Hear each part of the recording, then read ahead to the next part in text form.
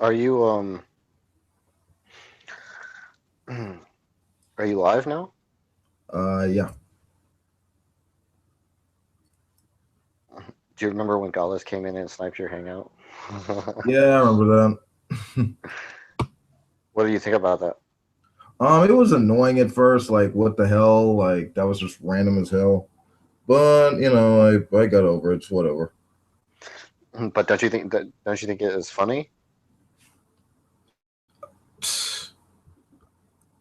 A little, but I tend to take my hangout seriously. You know what I mean? Yeah, but yeah, but did you see the video of her being in Nadia's hangout? Yeah, I And saw then it. I saw it. you don't think that's funny? She's like, what? She's like, watch, they're gonna drop like flies, and then everyone in your hangout just disappears. Yep. I mean, it's whatever. I mean, yeah, it happened. So yeah. Do you think Ronnie's gonna enter? Oh, put the YouTube link in the external chat.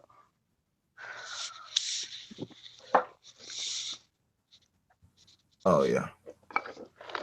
External YouTube link. Let me just. Mhm. Put it where I just messaged.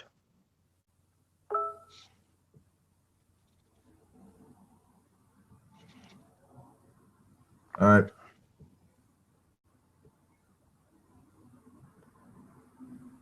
Okay, there we go.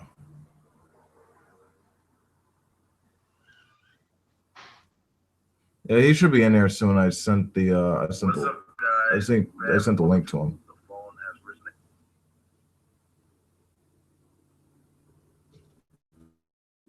What'd you think about the porn bombing True Empiricism's hangout? Yeah, that's kind of lame. I mean, don't get me wrong. I mean, come on, that's just fucked up. Did you see what was being porn bombed though? It was all right. I guess. What was that? Tranny being banged or something? Was it a tranny? I thought it was two dudes fucking a chick. Uh, It looked like she I had a don't know. I pussy. think it happened too fast for me. I mean, I know there were people fucking. I just.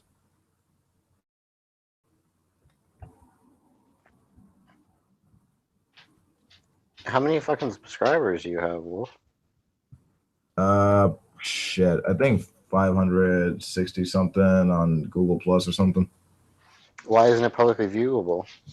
Huh? No, no, your subscribers on YouTube. I'm asking.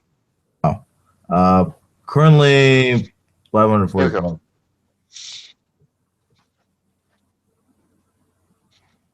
You hear me? Yeah, Yeah, currently like 545. it doesn't show on your. So wait, where are you gonna put the Hangout link? Now, How like, are you? How I'm are you just, gonna populate this fucking Hangout? Just to add random people. yeah, well, I'm trying to do that. Yeah. Add Amblonio Fletcher. I want to talk to that kid. He keeps booting me out because he wants to protect EF.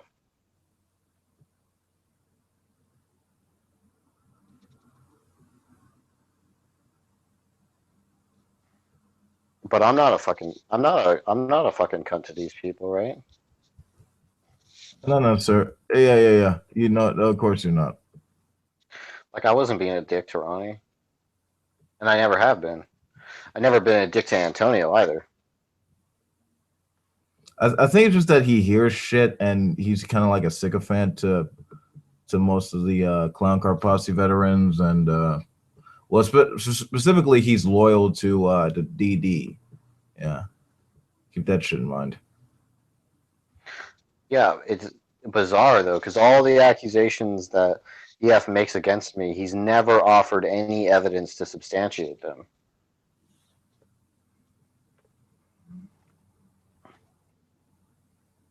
Yeah, he sort of goes on shit that he tends to.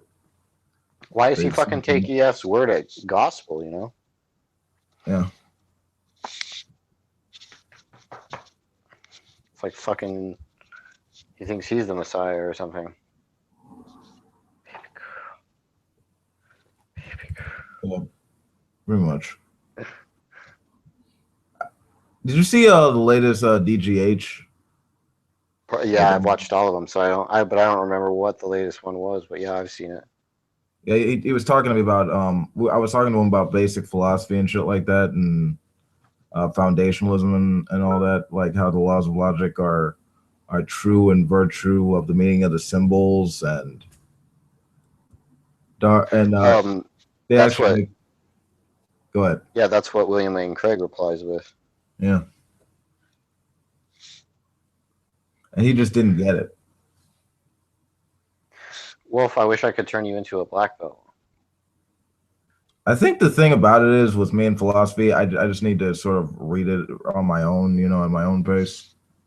I mean, like what started me on like the road to philosophy was sort of my high school class with my chemistry teacher teaching me like philosophy and like just certain concepts and everything, and it was just a matter of me reading and just understanding the stuff on my own that I actually get an understanding of what ontology means, what epistemology is, like what are the axioms of my worldview and everything. It's just a matter of me doing my own research. I mean, I'm open. I'm open to suggestions or whatever, but I feel like that's the best way I can understand it through my own experience. Sub multiple personality, Yo, what's going on? and not much. I heard you met G-Man and you beat him in chess. Yeah, yeah. We played a game of chess, so it was fun. How did you meet him? No, we were just I think a couple of people had planned to meet up here in New York. Dragnot, Fiona came, JD. So they were just happened to be all in New York, so we all kind of met up at the Natural History Museum, and G-Man came and met up too. So then that was like In it was an Manhattan? interesting, yeah, Manhattan, the Museum of Natural History on the Upper West Side. You fucking guys didn't meet Jack? Who's Jack? Jack Yeah, yeah. Aingeman. No, mm-mm. It was Red's Rhetoric, Hannah, um, Dragnot, Fiona, Vincent, JD Kane, myself, and G Man. Did you argue So, with G-Man while you were there?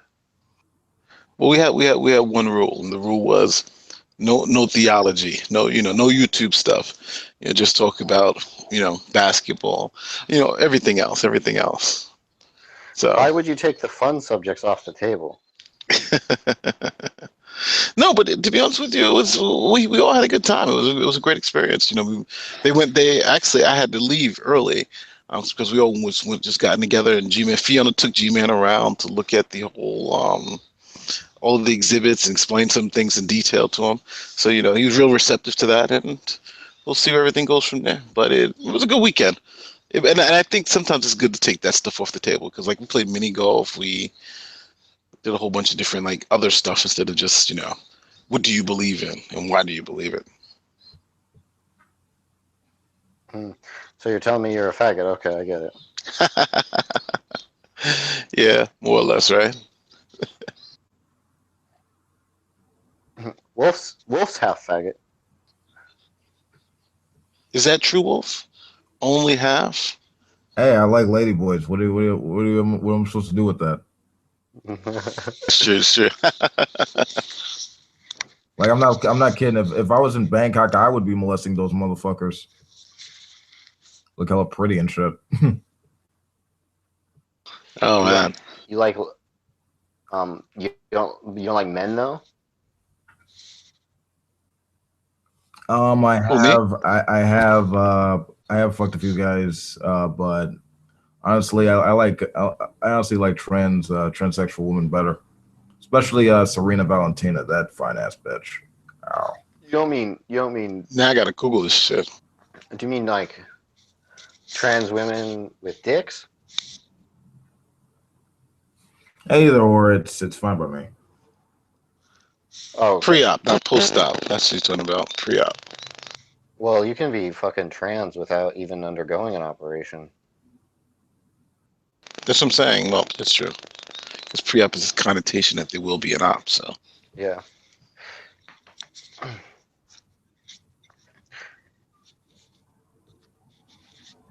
Mm. What the fuck is the? What the fuck?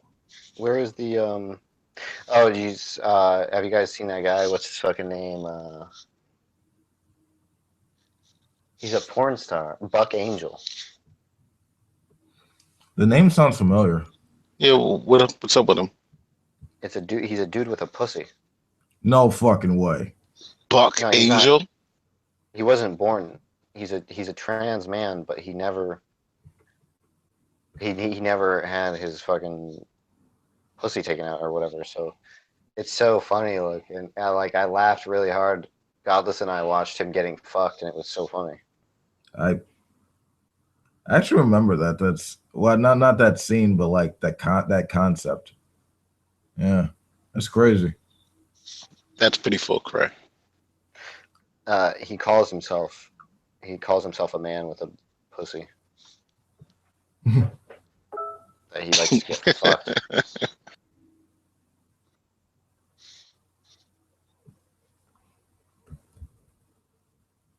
What the fuck happened? You're not populating this hangout, Wolf. What are you doing wrong? Mm. I don't know. You could share the I link. think I think everybody's like shook up because T's just got porn bombed right now. True Empiricism's hangout just got porn bombed. Can't you add those people through the external or something? Mm. Where's true? I mean, I can try adding people. Yeah.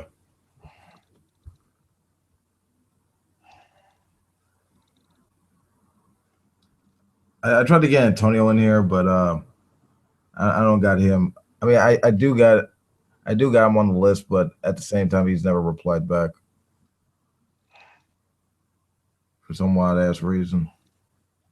I can't find true empiricism.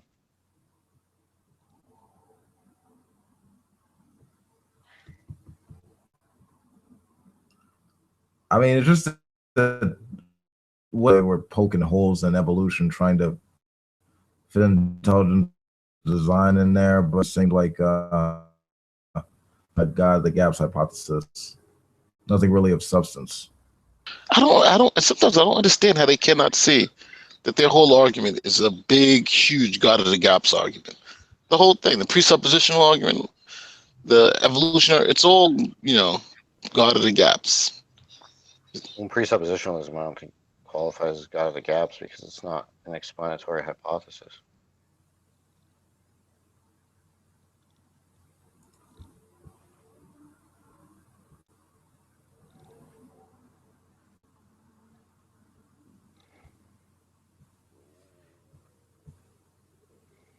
Yeah, but honestly, it doesn't really seem to be, all that substantive in terms of making predictions or modeling or anything like that. Hold on, you said the presuppositional argument is not one that tries to pretend to have some explanatory power? Well, I I thought didn't. that's Well, the I didn't hangout. mention the pre-sub argument, but since you mentioned it, I actually want to watch the video where I actually talk to Darwin's and he just does the bullshit that he does, and it's really interesting because I actually do research on like base philosophy. Not a lot, but I just tend to read most just to keep up. And what he did in this Mhm. particular hangout in Antonio's hangout was just really interesting of his trolling. Why can't I find true empiricism on the fucking So are hangout? the laws of logic arbitrary? I watched your video. You did, I think the one where you and him were getting into it. You had some really good rebuttal points. I remember. Hey, Interesting. add MP. Can you add true empiricism to this hangout? Let me see.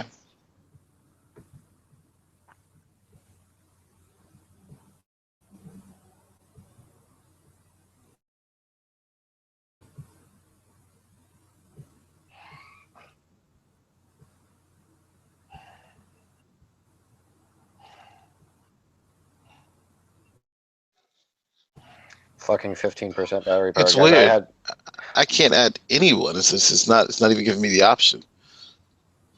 And I don't even have access to the side chat either, which is weird.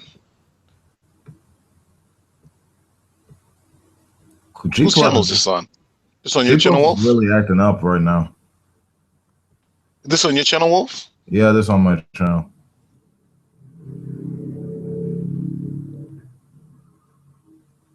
The laws of logic arbitrary, or are they not arbitrary? I mean, I just said they're true. I mean, when you actually described them, the laws of law of identity, law of absolute middle, and the law of. Well, if you should have asked him what it means for a law of logic to be arbitrary. Yeah, I should have. That is a good question. That is a good question. Next time I interact with him, I'm going to ask him that question. What does that even mean? Yeah, I don't know. I mean, the thing here is, it's like it's like, look, if he were to ask you, assume a law of logic is a description of the world.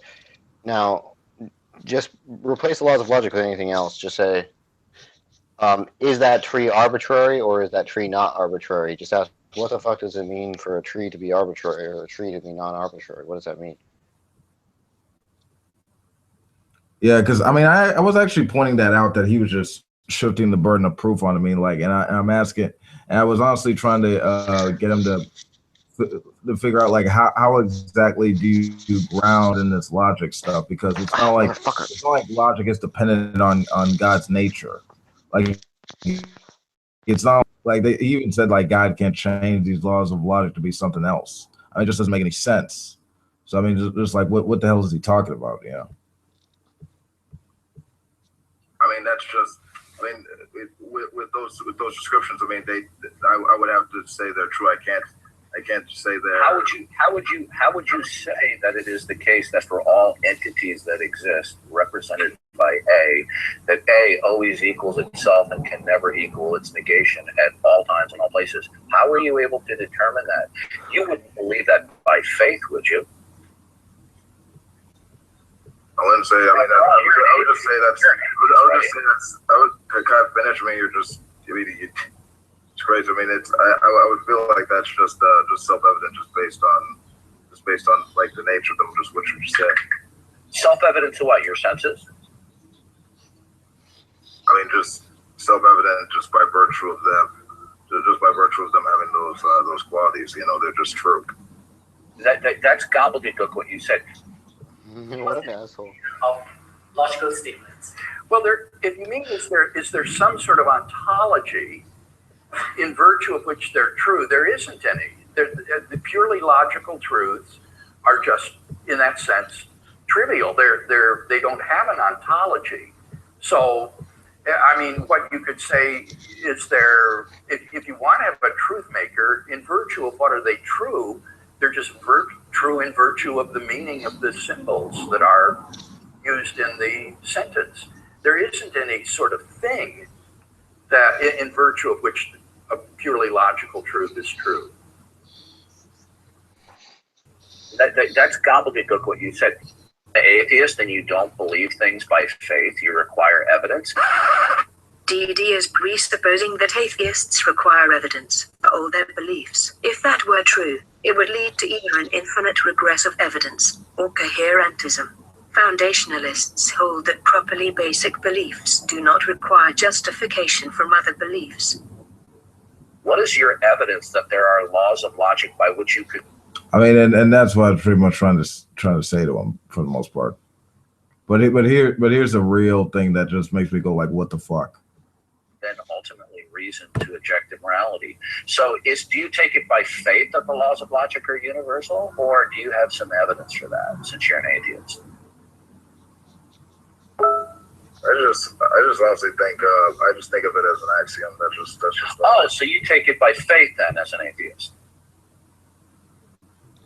I mean, if you think, I mean, I did say it was self-evident, you know. Okay. So I guess. How are universal states self-evident to you? Are you omniscient? Because the laws of logic are to be considered absolute and universal. That's what the word law in laws of logic mean. So how are universal states of affairs self-evident to you? How is the fact that entities existing halfway across the universe you have to ask him. is always equal themselves and can never equal their negation? Well, what was that? You like there's a series of questions you need to be able to ask when you get confronted with this guy again. Josh, it's really hard to hear you. Is it better now? Wolf, can you turn me up using the control room? Turn my Yeah, let me do that right now.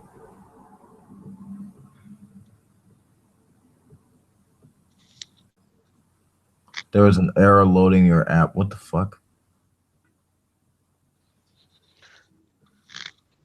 You tell me the control room's not working for you?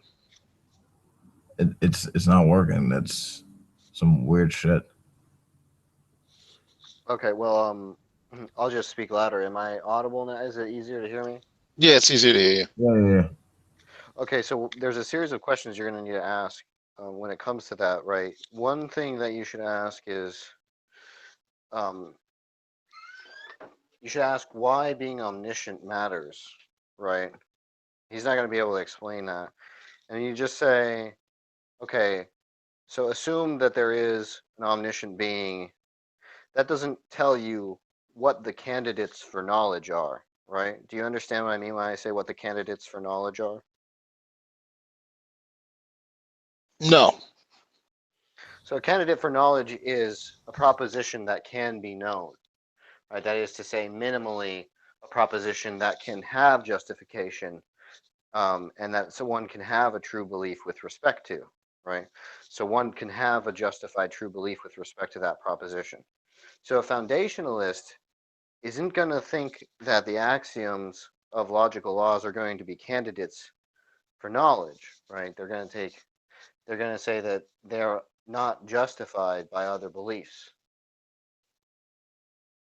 Do you understand what I'm saying now? Yes. So when you say what you ask, you have to ask, why is it the case that the laws of logic are candidates for knowledge? How saying that there's an omniscient being doesn't tell you what the propositions that can be known, right? There might be propositions that can't be known by an omniscient agent and therefore wouldn't count against his omniscience, right? I agree. It wasn't kind of against it. So like you could just use the omnipotence paradox as an example. There are things an omnipotent being can't do. They don't count against his omnipotence, right? That's something that EF would concede, or Darwin's deity. He would concede that. He would say, yeah, I agree. There are some, he can only do things that are consistent with his nature, etc. Right? Yes. Then they would say like he can't do something like lie, things of that nature. Right, because it's not because but they want to say nevertheless, even though he can't lie, he's still Omniscient. right? Yeah. Omnipotent in that concept. The same thing would be true for omniscience. Saying that there's an omniscient being doesn't tell you which propositions are known by that omniscient being, right? So the question is, why should I think it could be known that the laws of logic are absolute and universal? But then I would respond that if you're saying something knows all, then it encompasses what could be known. So if it could be known that the laws of logic were universal, then that being would know it since he encompasses all knowledge. We that's I agree, right? But it's also true that if the only thing that could be known was that you exist, then an omniscient being would know that, right? So that's not Agreed. interesting. So that's not interesting. The question is, how do you know that proposition, the propositions like the laws of logic, are candidates for knowledge?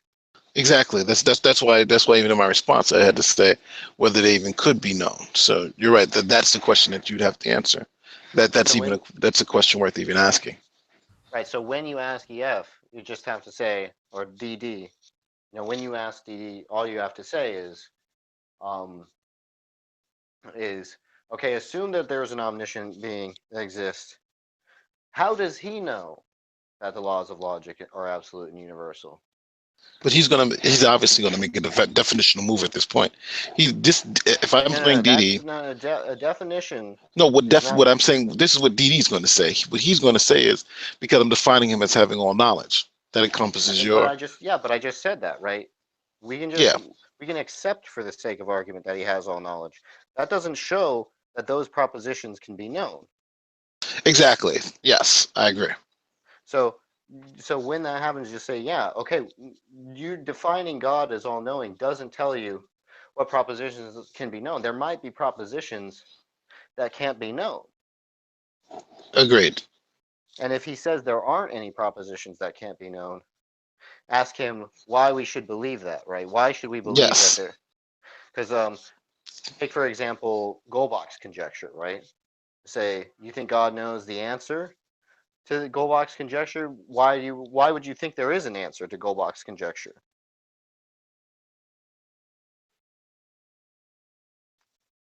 And then he's gonna have to explain a reason. And I don't even know how God could know Goldbach's conjecture is true unless mathematical Platonism were true, which he's going to reject anyway because he believes in divine aseity. One thing about the presuppositional argument is they like to change a lot of things around. Number one, they have to change around the definition of atheism. They have to change it from belief to knowing, to a knowledge claim. They have to change it from the claim I do not believe in God to I don't know God. Oh, I don't believe God exists. I'm sorry. I'm changing the question. It is a knowledge claim though that you do not believe in God, and what happens is they're asking you to defend that proposition instead of Well, yeah, understanding that I don't have a problem defending that. Probably, in fact, I would defend the proposition that I believe there is no God. Right? I don't have a problem yes, defending that proposition. That's irrelevant. That's going to be irrelevant. The pointing out the definition of atheism is going to be irrelevant to his aims, though, right? Because it doesn't matter if you assume that you're unjustified in believing in atheism. That does nothing to justify his worldview, right? That does say I don't have any justification for believing in atheism. That doesn't show that theism is true, right?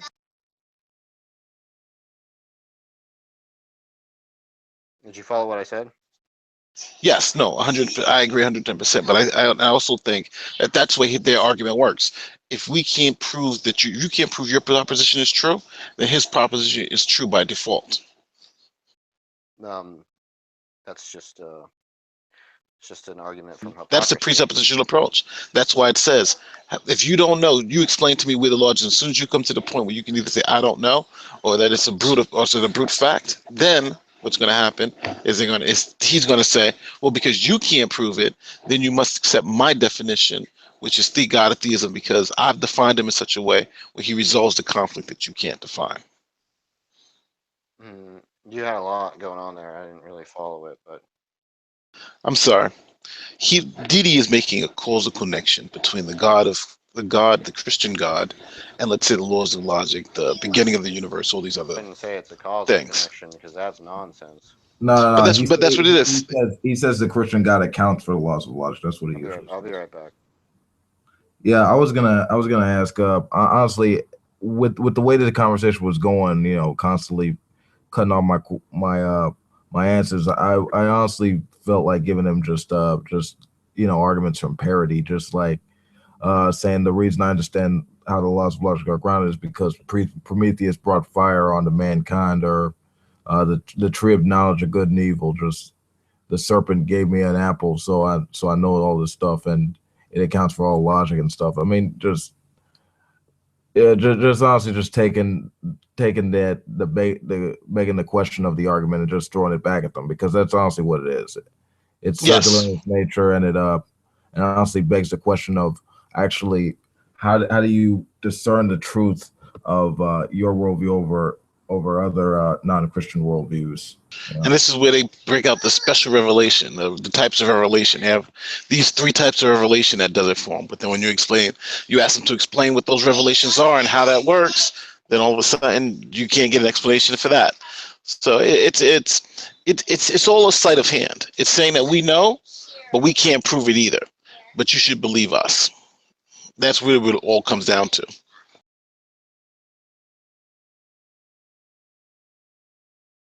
Well, another way of looking at it, right, is that what they're saying in a long-winded way and through a line of interrogation is that we dislike the presuppositions you have, and you should only use the presuppositions we approve of.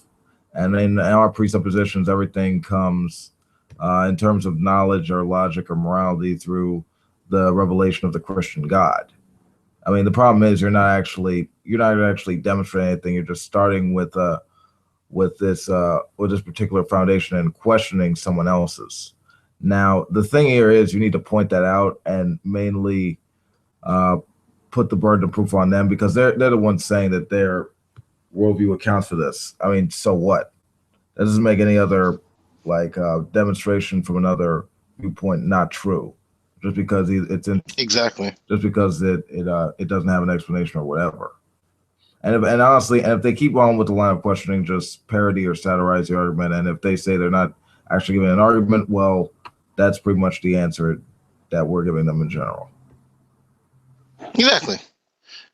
So when um if one says that you can't account for some phenomenon, therefore my account is correct, right? That's an argument from ignorance. And if you point that out, he's going to say, well, are arguments from ignorance always bad on your view? And then instead of taking that bait, you just have to turn the question back around and say, well, do you think that there are valid arguments from ignorance? And then he's going to reply, no. And then you just say, well, so on your view, you're using an invalid inference, right? So on because that would mean on his view, he's being irrational. Then he'll go probably in that rabbit hole. Was being irrational correct at all times and all places? Like, you can always fall back to the next question that just brings it down a different rabbit hole. That's the beauty of the Well, you precept just argument. once you get look, you don't understand. You're in a rhetorical advantage at that point, right? You don't. Well, I You've made a understand that, but well. it's No, just I'm back telling and you. forth can go forever at that point. No, it's not about the back and forth. Once you've done that, you've won the argument. Rhetorically, you've won the argument, right? And that's all you have to press. When he asks you the question, just say, no, you're fine to be irrational. I don't have a problem with you being irrational. Go ahead and be irrational, right? But if you're going to accept that you're irrational, right, according to your own standards, then no one here has a reason to believe anything that you want to say. And then if he replies with anything, you just say, but you've already conceded that you're acting irrationally, right? Hmm.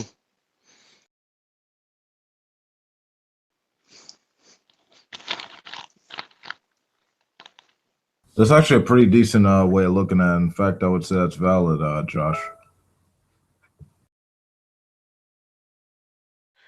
Yeah, I'd like to see how he tripped his way out of that because Darwin's is good. No matter what we all believe, he's actually good at getting out of these little traps, especially with these Why arguments. do you think he doesn't fucking talk to me? I don't let him out. We keep him on point. Yeah. Either the two times that I've caught him on a good point, he's booted me. So I definitely know what it is. When you get to those questions of like, hold on, well, how does this really work? Then it's time for the mute and boot. I've added him to chat. I think a simple answer is that Josh is simply a black belt.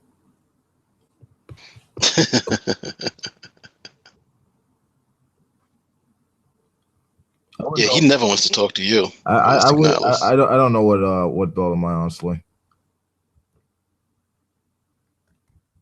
But have you ever spoken to Matt Slick? Me? Either one of you guys? Yeah, because he uses virtually the same argument, just in different form.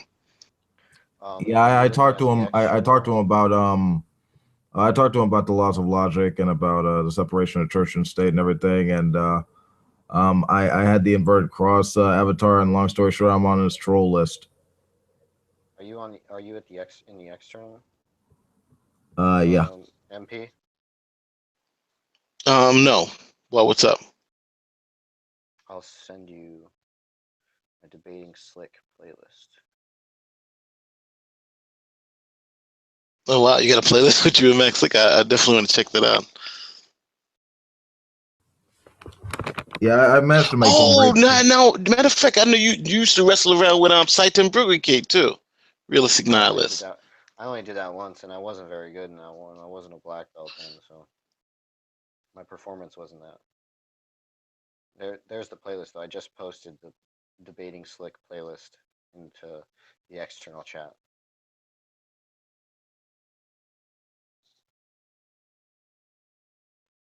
Oh shit! I'm probably using a bunch of data. Let me get on Wi-Fi.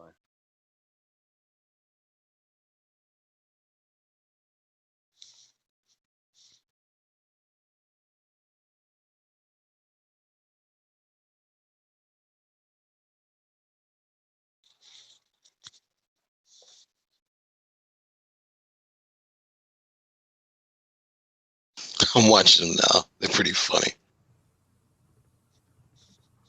Yeah, I managed to make him rage quit on me. He really does not like any opposing view in the like the public sphere, like the free marketplace of ideas. Yeah, he seems he has a radio voice, but he seems to get to that one point where if he can't win that point, then it's time to he gets a little nasty with you. But one thing I like is I like him and Matt Dillahunty because when they get together, it's funny because Matt Dillahunty really gets him. He actually got the best of Aaron Ra the other time they debated, but Matt Dillahunty usually really destroys him.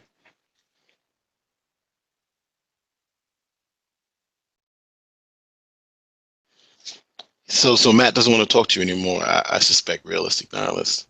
You're on his banned list too. No, I talk to him. I talk to him all the time. Well, see, he doesn't grossly offend him like I do. I honestly wanted his opinion on this particular avatar. I just got a lot to work with, but with my apprenticeship. But yeah, I just want to see how much more I could bother him.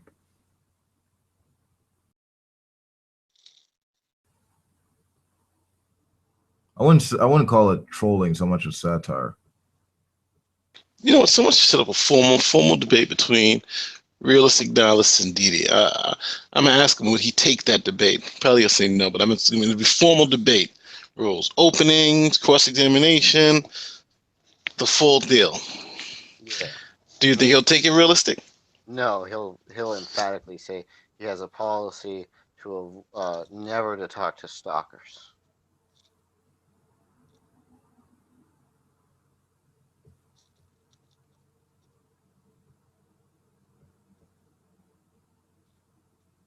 Damn. That really is telling. Not the whole cowardice thing, but just the stupidity of the whole scenario. Excuse me. Because here's the thing: if you don't have an answer to these questions, you can merely say, "I don't have an answer to the question at the time. I'll look into it." I mean, if you're actually confident in your worldview, you wouldn't have to come up with all these kind of stories and circumstances for why you can't talk to a person or at least answer a question. I mean, that's just asinine. It really just makes you look bad. It makes you look bad as someone who at least espouses some kind of interest in philosophy. At least that's the way I'm saying it. He avoids answering questions if they even come from me, right? So if I ask someone else a question and they respond, he says, I don't answer questions from sock puppets," is what he says.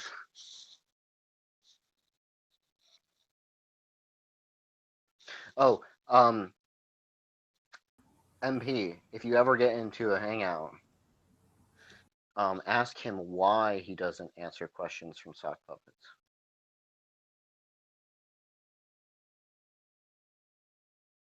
I'll ask him. I'm usually in Antonio's hang out with him, so I'll ask him. Why doesn't he answer questions from you? No, from sock puppets. He says he doesn't answer questions from sock puppets. Make sure you ask him why and try to scrutinize his reason because he won't have a good reason.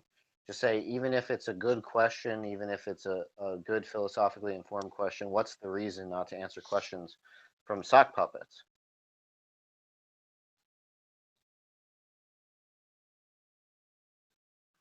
Oh, it's funny because he won't even answer questions that resemble questions that you guys might have asked. Right.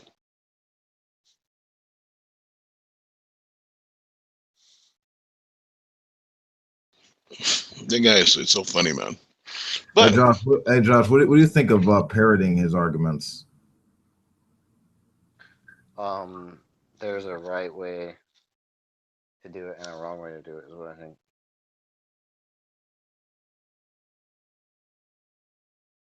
somebody in the chat, in the live chat one time, was literally typing out his responses before he said them.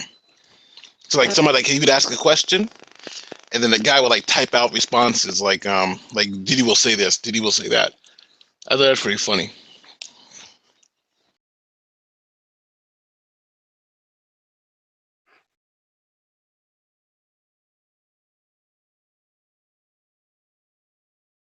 Well, he has a script. It's not really all that surprising, you know. There's a number of lines you actually have to memorize prior to making the argument. It's not really that difficult. It's just some Greg Bonson and like Craig Van Til and all this shit.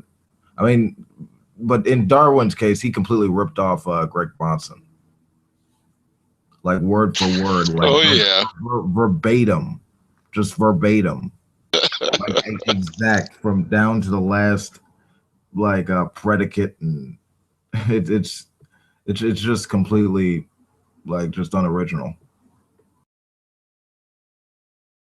He plagiarized Greg Bonson. Well, actually, he's taking his whole identity, really, right?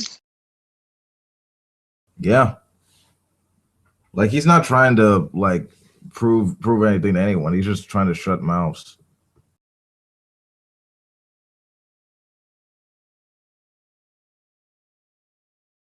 Yeah, it's pretty sad.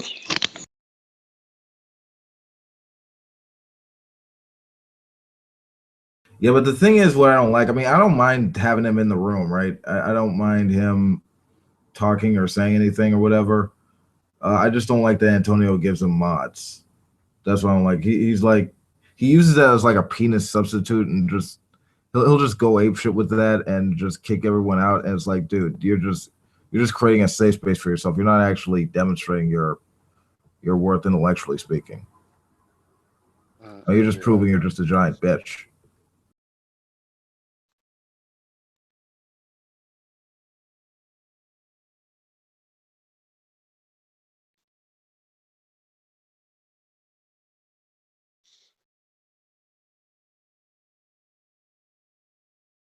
Speaking of giant bitches, like Ronnie was supposed to be in the room by now.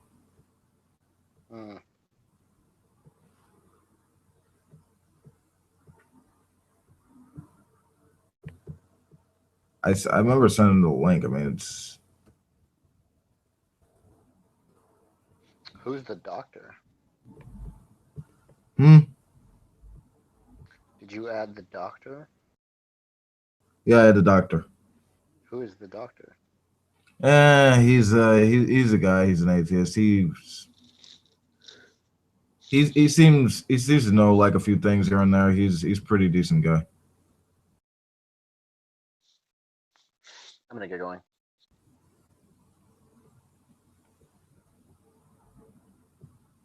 I think he got it from that like what was that like the Doctor series or whatever. Like the name.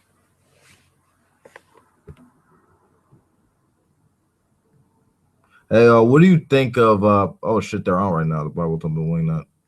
Yeah, fuck that shit. Anyway. Oh my god, that kid is like that kid. Oh my god, hilarious is fat. It's hilarious. Oh shit. Oh, I watch a video.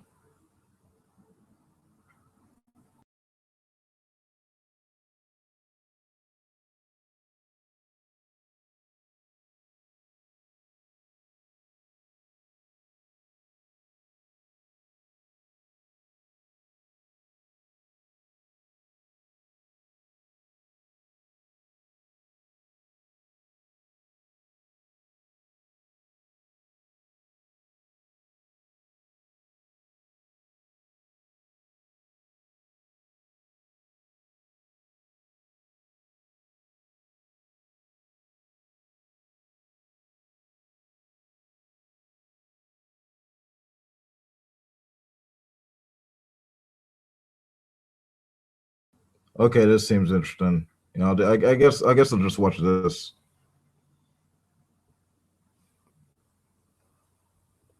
Oh, what the fuck? That's terrible. Okay, we'll look at this. Oh fuck, I hate advertisements.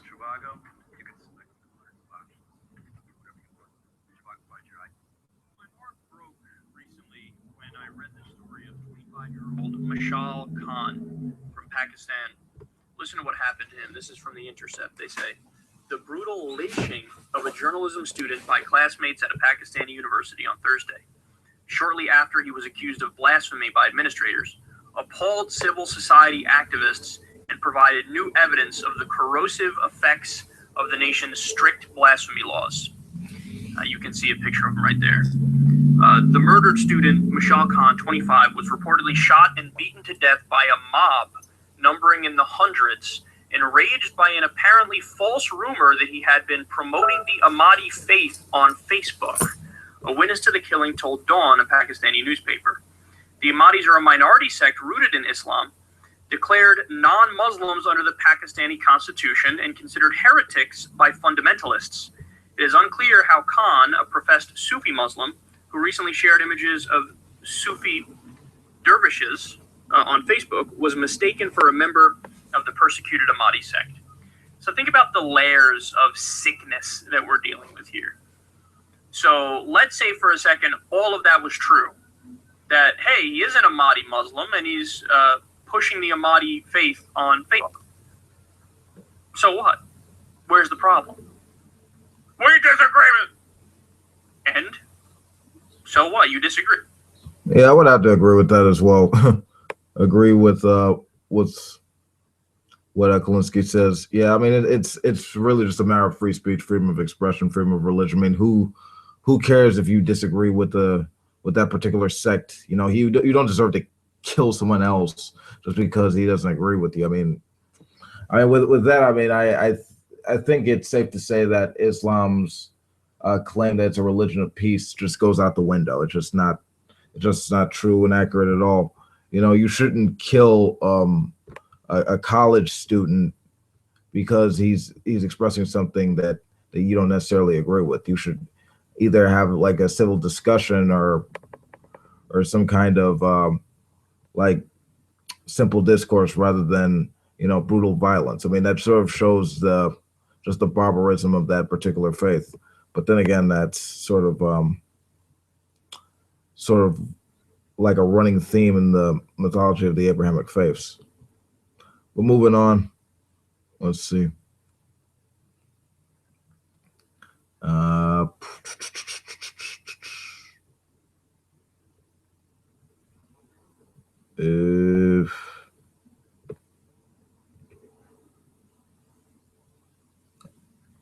I think Bill Maher said something about here's something. Marijuana popularity is soaring. Celebration of 420, which was yesterday, or probably by the time you're watching this, 2 days ago. I have some good news on the issue of marijuana. So CBS reports here, a recent CBS News poll shows support for legalizing marijuana is higher than ever. 61% of Americans think marijuana use should be legal, a 5-point increase from last year and the highest percentage ever recorded in this poll. 88% favor medical marijuana use. 71% oppose the federal government's efforts to stop marijuana sales and its use in states that have legalized it, including opposition from most Republicans, Democrats, and independents. 65% think marijuana is less dangerous than most other drugs. And only 23% think legalizing marijuana leads to an increase in violent crime. More generally, on the topic of drug abuse, 69% think that should be treated as an addiction and mental health problem rather than a criminal offense. So in other words, across the board, the American people are totally reasonable on the issue of marijuana and on the issue of drug policy. And the government is lagging way, way, way, way, way behind. I don't, like, what do the Democrats need to step up on this? What do you need, a personal invitation You need mommy to hold your hand and walk you to the proper argument. What are you doing? What are you doing? Like, I get it. Okay, so the DEA is against legalizing marijuana because their job depends on it. The alcohol companies are against it because they think it's going to cut into their profits. Big Pharma is against it because they think it's going to cut into their profits because it can help with certain ailments. Yep. Pretty much that seems fairly accurate. Statistically speaking, the American people across the board have no real bias or issue towards marijuana. It's really a non-addictive drug. It's more of a habit. And it really doesn't seem all that too damaging to people on an individual basis. And honestly, there's a lot of benefits to it being legal. I mean, the state legalization last year is just a reflection of that new trend of thought that's actually going on around here. And it's not really surprising that the people who are actually trying to run the war on drugs or keep it going are connected to pharma, to prisons and alcohol, because they see it as a threat to their competitive advantages to it being non-legal. So I really hope that the federal government just wakes up to it, just stops marijuana from being Schedule 1 and actually make it more accessible to people. You know, because it builds up our revenue. It encourages, young people can go to college. They're doing that in Colorado right now. It puts money in other decent programs, and it actually has people focus on harder crimes and drugs and stuff like that. So that's the way I see it. So I think we're going to do a couple more stories, and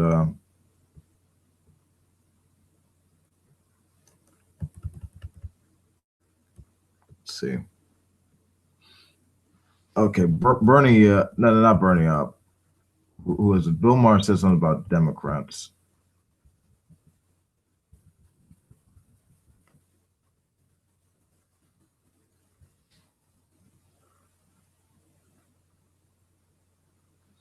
Dems go lower.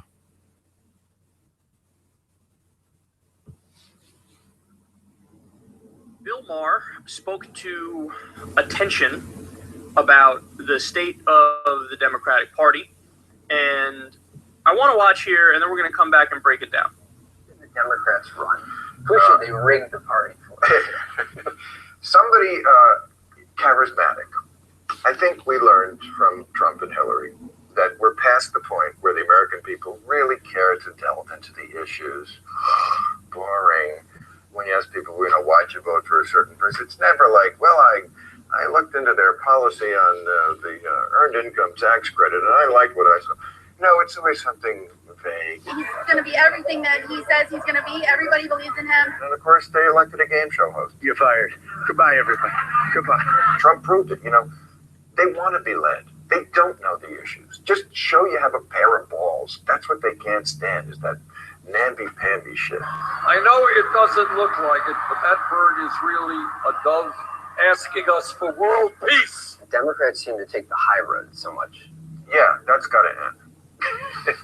Get low. What did Michelle Obama say?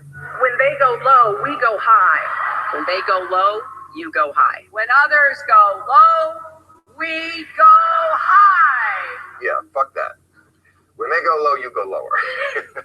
They need some bastards there, some mean, Lyndon Johnson-y, the people that felt that what I was doing was not right. They suffered, and I suffered to have to listen to them. I'm gonna out-fuck you on fucking us. Okay, so there are two parts to what he's saying there.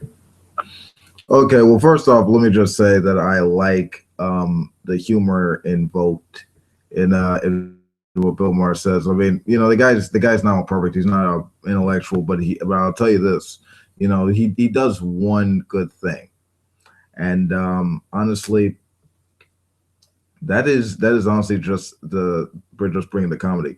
Now here's the thing. Here's like the double-edged sword with what he's saying though.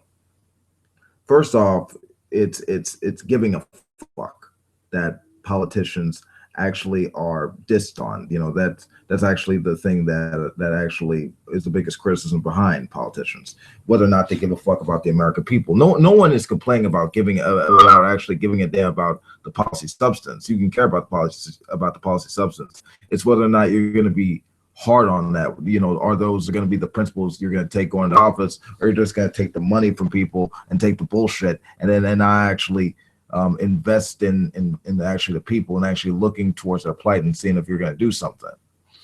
That being said, you know, the thing with Trump is that, yeah, that charisma and that being anti PC, you know, that's what got him in there.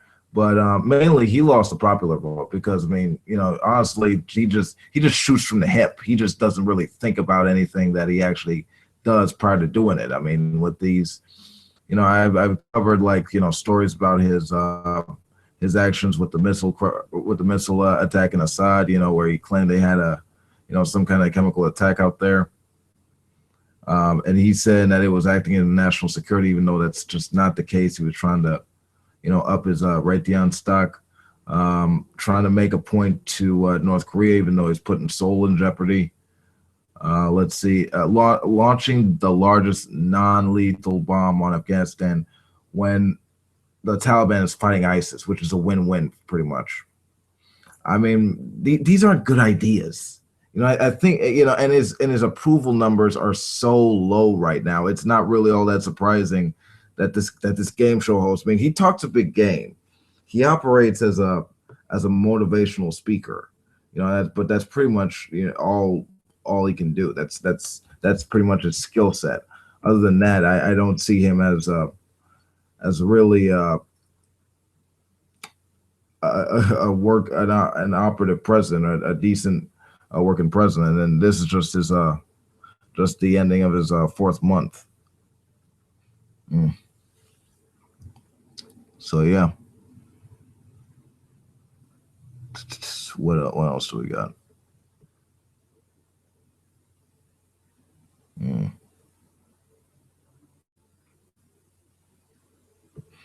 Okay, how about this? Daily News.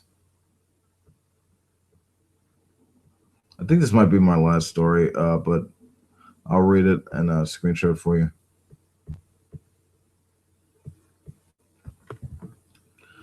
Former Ohio mayor who called himself dedicated Christian admits to molesting girl and calling her willing participant, Doc said. Wow. This story smacks a lot of like Sodom and Gomorrah.